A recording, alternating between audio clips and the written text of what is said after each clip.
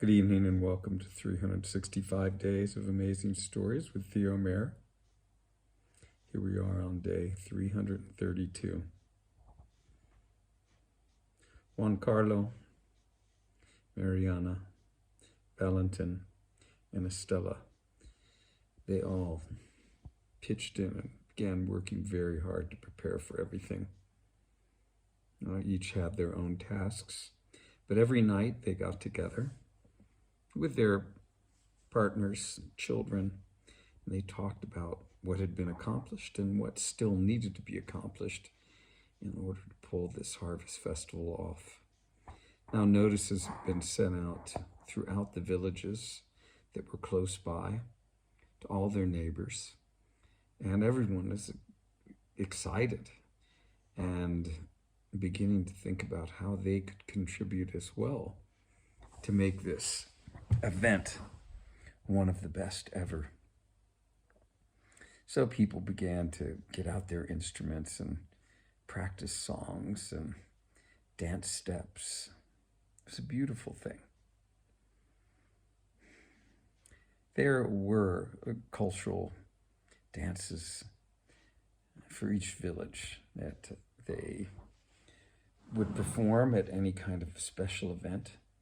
And so everyone began to practice their steps, not only out in the open with each other, but also just in their minds began to imagine dancing like they had a good left and right foot. Not like me. I can't keep a beat, very well at all. So it's hard to even imagine dancing like I see some people dance. But there were so many wonderful dancers. And of course, when you're raised in a family where dancing is part of what you do, it just becomes natural. Those of us that unfortunately didn't have situations like that, well, you always kind of feel like, you're just clumsy out there. Maybe even you are. So anyway, the day grew closer and closer. And again, it was a harvest festival. So people began to bring out of their storerooms the things that they had picked and saved, but they brought out the nicest. Almost everybody in that country had root cellars, places that were dug into the ground. Typically they were made out of stone and then had wooden rafters, and then on top of the wooden rafters, there would be wooden boards that had been sawn by hand, and then on top of that would be flat stones. And on top of the flat stones would then go another layer of earth. And in this way, even when it rained, the water, was shed away from the building. And inside, things were kept at quite a reasonable temperature for, various types of vegetables to last a long time. Sometimes a mold would set in, so you had to be pretty on it in order to make certain that you went through your fruit, your vegetables every so often, and made sure that everything was good. Because, as the saying goes, one piece of rotten fruit can ruin the whole bushel. I think it's often the same with people. You have one person that's not very nice, and it just ruins it for everybody. One person can sour everybody. One person's negative view on things can affect everybody else. So you have to go through everything that's in your root cellar. And the minute you see something that doesn't look so good, you need to yank it out of there so that it doesn't affect everything else. Pies were made, both savory and sweet. Wonderful dishes were created the day before. and the night before, and even early in the morning before the harvest festival. And once the morning came, if you looked at the place that our wonderful original farmer had left to his children who didn't want to have anything to do with work, when you looked at their place, it was beautifully set up. It was sort of in a circular pattern, at the center of which there was a fire, around which there were, well, these big chunks of wood that were set around. And then they also had what we would consider bales of hay, but of course they were done very differently because they didn't have machines to do it. Tied grasses is basically what they were, and done in such a way that you could sit on them. They were round. They had been bound together in kind of these long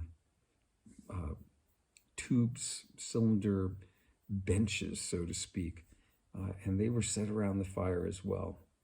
And at one end of, or one side of this circular creation, they had built sort of a scaffolding with seats so that people could sit a little bit higher and watch the entertainers, the jugglers, the acrobats, the musicians, the dancers, the storytellers, the singers. They had a place for performing. Well, early in the morning, everybody in the family was up, or the four families, and they were finishing up with all the little touches that needed to be done that very day. Vases of flowers, vining plants on the tables, tablecloths, and then, of course, all kinds of vegetables that were put on the tables to decorate them, that were interlaced with all the flowers.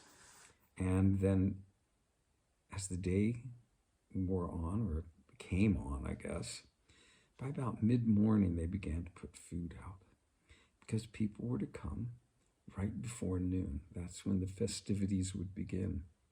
And certainly that is the way it played out. Because around 10:30 or 11, people began to arrive. Many in carriages that Juan Carlo had built. Many carriages being drawn by horses that Valentin had trained. Many were dressed in garments that Mariana had put together, and many were bringing the dishes that they had, or the fruits and vegetables that they brought, and the baskets that Estella had woven. What a thing. What a beautiful thing to see all that they had created surrounding them. But they didn't really take ownership to it, even though it had come through them. They just stood in amazement at what it was that had come through them.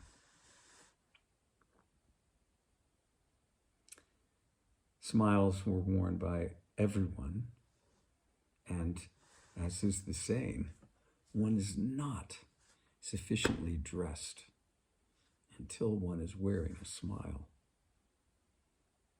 Everyone was happy to be there at the Harvest Festival, otherwise they wouldn't have come.